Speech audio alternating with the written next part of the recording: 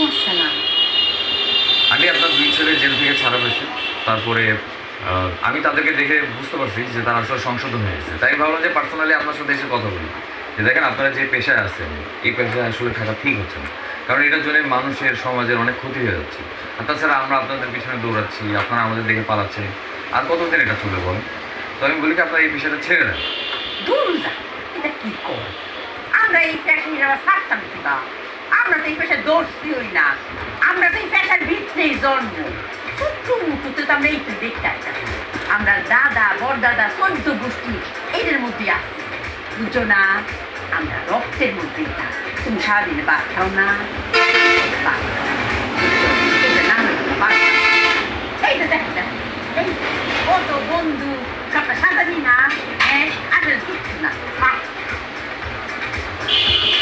হাসি ফুলি জি মানে বাপ কাছে আবার ফুলিটা আমি আমার বাপের জন্ম দেখছি না, তাহলে কি সে হারা ফুট না? তোমার মুহের কথাও তো মুদা মধুলাই মনুতে চম্পুর মৌমা তুমি যাইব। শুনো, তোমার এই সুন্দর কথা পেলাম আমি, এই কথা বুঝার লেগে পেলাম যে মানুষ আছে, হ্যাঁ না সুরাইয়া এইরকম মানুষ দেখার লেগে বন্ধুর কথা শুনলে লেগে প্রতি বছর থেকে অপেক্ষা করতেছে। ডাক্তারছি আম্মু আম্মু আমা সুরাইয়া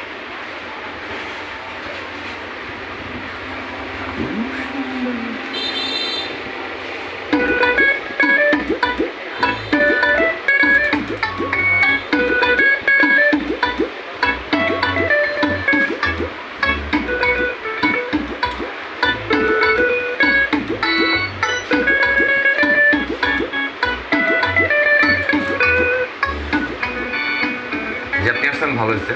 তো আপনার মানে আন্টিকেও যা বলছিলাম আর কি, যে দেখেন আপনি একজন মেয়ে মানুষ, আপনার কিন্তু একটা ভবিষ্যৎ আছে, তাই না?